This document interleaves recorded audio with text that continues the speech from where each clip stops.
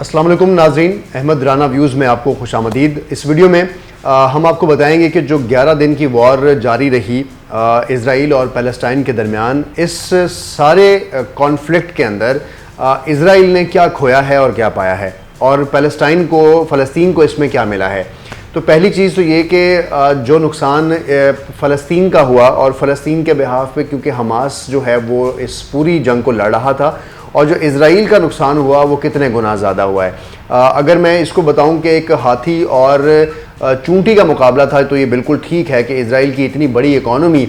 जिसका मुकाबला था बिल्कुल निहत्ते फ़लस्तीनियों के साथ, तो इन दोनों को क्या खोया और क्या पाया। लेकिन इससे पहले मैं आपको ये बताऊंगा कि जो इज़राइल के प्राइम मिनिस्टर हैं नेतन्याहू,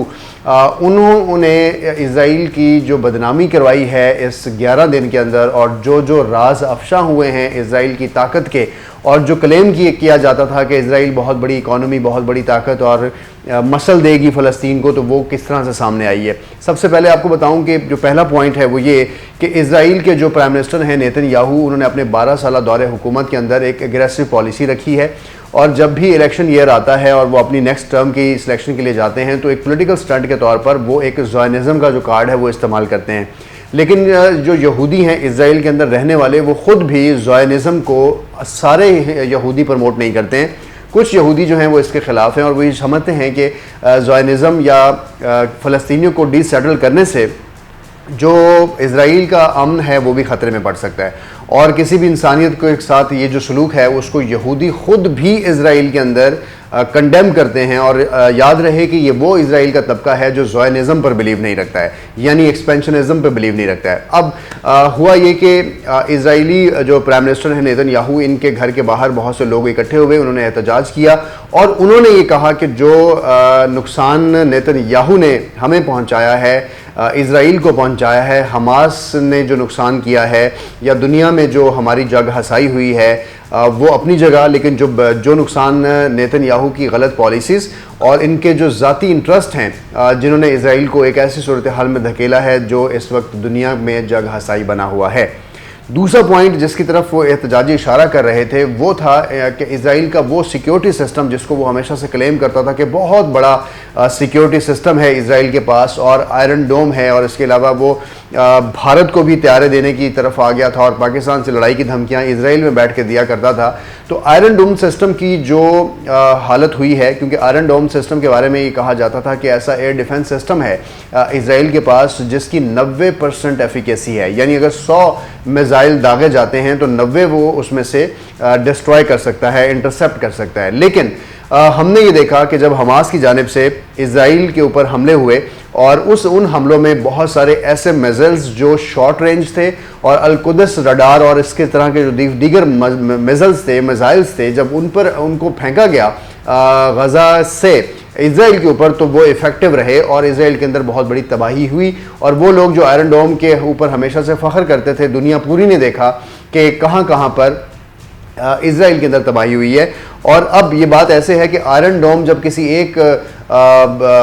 मिसाइल को इंटरसेप्ट करता है या तबाह करता है, तो उसके ऊपर जो आने वाला ख़र्चा है वो $20,000 से वो $1,00,000 है। यानी अगर मैं आपको कहूं कि एवरेजली $50,000 इस पे अगर एक्सपेंस आता है, तो इसका मतलब है कि कुछ ₹1.25 करोड़ रुपया पाकिस्तानी जो है वो एक मिसाइल को तोड़ने से लगता है, गिराने से लगता है। अब ये जो स्टैट्स हैं, इसका मतलब है कि बहुत ज़्यादा इकोनॉमिक लॉस हुआ आयरन डोम के इस्तेमाल से, क्योंकि बहुत सारे मिसाइल जो हैं वो हमास की जानिब से दागे गए थे। और उसके बाद वो लॉस एक तो ये हुआ कि मिसाइल्स जो आयरन डोम की तरफ से गए वो भी बहुत हैवी कॉस्ट पड़ी इज़राइल को, लेकिन जो बच गए वो जब इज़राइल के अंदर गिरे तो वहाँ बहुत बड़ी तबाही हुई। तो आयरन डोम की जो सिक्योरिटी का पर्पज़ था वो दुनिया ने पूरी ने देखा कि ये तो बड़ी बुरे तरीके से ख़राब हुआ। लेकिन इसके बाद जो दूसरी चीज़ जिसकी तरफ अब इज़राइल बहुत ज़्यादा सोच रहा है वो है आयरन बीम। आयरन बीम एक ऐसा सिस्टम है जो शॉर्ट रेंज मिसाइल्स को इंफ्रारेड के ज़रिए जो थोड़ा ऑल्टीट्यूड है, कम जो डिस्टेंस है वहाँ से भी मॉनिटर करेगा, और अगर हमास या किसी भी ग्रुप की जानिब से या नज़दीकी किसी मुल्क की जानिब से शॉर्ट रेंज मिसाइल्स का इस्तेमाल किया जाता है जिसके लिए आयरन डोम इफेक्टिव नहीं रहा है, तो वो उनको गिरा सकेगा। ये तो खैर मैंने आपसे शेयर किया। आपको याद होगा कि एक चीज़ और इस सारे सूरत हाल में रही कि जब हमास की जानिब से ड्रोन्स के ज़रिए अटैक्स किए गए और कुछ ड्रोन से इसराइल की रैकी भी की गई, तो वो भी आयरन डोम के बहुत सारी जगहों पे आयरन डोम को वो बाईपास कर रहा था। तो अब ये जो आयरन बीम है ये इन तमाम चीज़ों को कैटर कर रहा होगा। ये तो मैंने सूरत हाल बताई आपको कि जो इसराइल की सिक्योरिटी जो है वो एक्सपोज हुई। इसके साथ साथ दुनिया में कुछ बड़ी ताकतें जो हैं जैसे रशिया है और चाइना है, उन्होंने भी G7 कंट्रीज़ जो हैं वो जो यूरोप के अंदर बैठे इसराइल की पुष्पनाही कर रहे हैं और अमेरिका समेत बाकी जो बड़े हैं G7 ममालिक के अंदर, ये सारों को रशिया की तरफ से एक मैसेज गया कि अगर आप इस जनूनियत से बाज ना आए तो वो चाइना के साथ मिलकर इनका मुकाबला करेगा। और ये इंडिया दे दिया है रशिया ने, यानी रशिया ने एक शिफ्ट चेंज करने का एक मैसेज पूरी दुनिया को दिया है कि अगर आप ये बाज ना आए तो रशिया जो है वो चाइना के साथ मिलकर, यानी चाइना की जो इकोनॉमिक वॉर है, चाइना की जो इकोनॉमिक पेनिट्रेशन है और चाइना की जो बैकिंग है और चाइना का जो स्ट्रेटेजिक मंसूबा CPEC और OBOR है, वो उस सबको सपोर्ट कर सकता है, जो कि इसराइल के साथ साथ यूरोप और यूनाइटेड स्टेट्स के लिए भी एक लम्हा फिक्रिया हो सकता है। तो इस सारी जो वॉर है, इसने जो शिफ्ट जो कैंप्स नए प्रोड्यूस किए, ये सारे जो हैं वो एक नई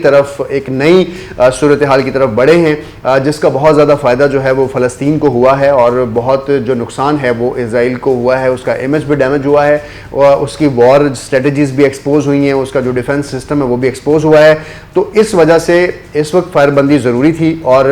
इसराइल ने अपना फ़ायदा जानते हुए इस वक्त फायरबंदी की तरफ बढ़ने की तरफ, यानी वहाँ पर जो जंग जारी थी उसको रोकने की तरफ वो उसने अपना इंटरेस्ट शो किया था, क्योंकि इसराइल अब एक नई ताकत के साथ, एक नए हरबे के साथ वापस आना चाहता है। और इंटरनली जो इसराइल की जो गवर्नमेंट है और जो एस्टेब्लिशमेंट है, उनकी तरफ से भी एक प्रेशर जो है वो नेतन्याहू पर बिल्डअप हुआ था, जो कि जंगी जुनून में उस वक्त बहुत पागल हो रहा था।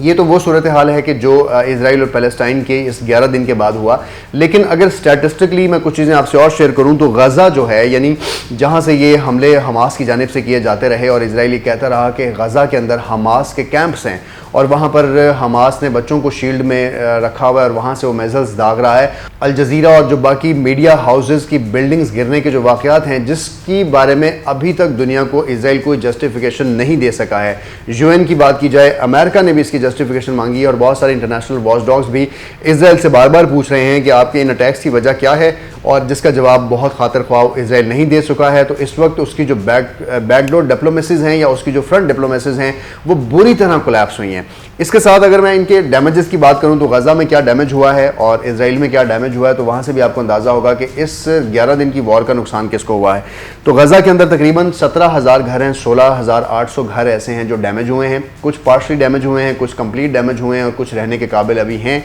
और कुछ बिल्कुल रहने के काबिल नहीं हैं। इसके साथ साथ 250 से ज़ायद लोगों की जानें गई हैं और इसमें बच्चे और ख़वातीन भी शामिल हैं। इसके साथ साथ जो इंडस्ट्रीज़ हैं और जो फैक्ट्रीज़ लगी हुई हैं गज़ा स्ट्रिप्स के अंदर, वो भी तबाह हो गई हैं और लोगों का रोज़गार इससे मुतासर होने का ख़दशा है। इसराइल के अंदर फ़लस्तीनियों की जो तादाद है वो गज़ा स्ट्रिप के ऊपर और इसके बाद जो वेस्ट बैंक है यरूशलेम के ईस्टर्न साइड पर, वहाँ पर है। लेकिन यहाँ पर इस कम तादाद के अंदर इसराइल का जो नुकसान का तखमीना है वो उनकी प्रपोर्शन के हवाले से तो ज़्यादा है, लेकिन अगर इसराइल के साथ उसका तखमीना लगाया जाए तो वो कहीं बहुत कम है, क्योंकि इसराइल के अंदर जो नुकसान हुआ है उसमें जो उनकी टोटल इकॉनमी है वो 6.5% जो है वो कम हुई है। और कोविड पेंडेमिक का जो पहला क्वार्टर है जो इसराइल के अंदर चल रहा था, वहाँ पर भी कोविड की सूरत हाल थी। उसके बाद इस वॉर ने ना सिर्फ उनकी इंटरनेशनल शिपिंग पर इफ़ेक्ट किया है, उनकी ट्रेड पर इफ़ेक्ट किया है, उनकी एयरलाइंस पर इफ़ेक्ट किया है, उनकी जितने भी सप्लाई के ऑर्डर्स थे, इंटरनेशनल ट्रेड थी, वो सारी से मुतासिर हुई है। और जो इनका बेन गोरियन एयरपोर्ट है, वहाँ से बहुत सी फ़ज़ाएँ जो हैं वो डाइवर्ट हुई हैं टू दी एलर्ट एयरपोर्ट, जो कि जिसका फ़ासला बहुत दूर है। तो इनको जो ट्रांसपोर्टेशन और फ्रेट एक्सपेंसेस पड़े हैं, जो इंटरनेशनली इनकी सारे ऑर्डर्स कैंसिल हुए हैं, और उसके बाद जो इसराइल का एक इंटरनेशनल इनसिक्योरिटी का जो आस्पेक्ट है वो उससे बहुत डिस्टर्ब हुआ और बहुत सारा टूरिज़म, बहुत सारे जो लोग इसराइल विज़िट कर रहे थे वो सारे कैंसिल हुए हैं और अभी भी आने वाले दिनों तक उनमें से बहुत से ऑर्डर्स कैंसिल हो चुके हैं और फ्यूचर में उनकी जो स्टॉक मार्केट है वो बहुत ज़्यादा इस वक्त फ्लक्चुएट कर रही है। ये सारी जो सूरत हाल मैंने आपके सामने रखी, इससे ये वाज़ेह होता है कि जब आप किसी के साथ जुल्म करते हैं तो अल्लाह की लाठी तो बेआवाज़ है, वो इसको देख रही होती है। और जो इस नुकसान हुआ है, मुसलमान सिर्फ जज्बा जिहाद और जज्बा ईमानी से और अपने बच्चों के को बचाने के लिए लड़ रहे हैं, लेकिन इसराइल के अंदर जो जनूनियत थी, उस जनूनियत के बाद हमेशा से यही नुकसान होता है। हम किसी भी सूरत हाल पर इंटरनेशनल अपडेट्स पे आपको अपडेट करते रहते हैं, आपने देखते रहना है यार व्यूज़।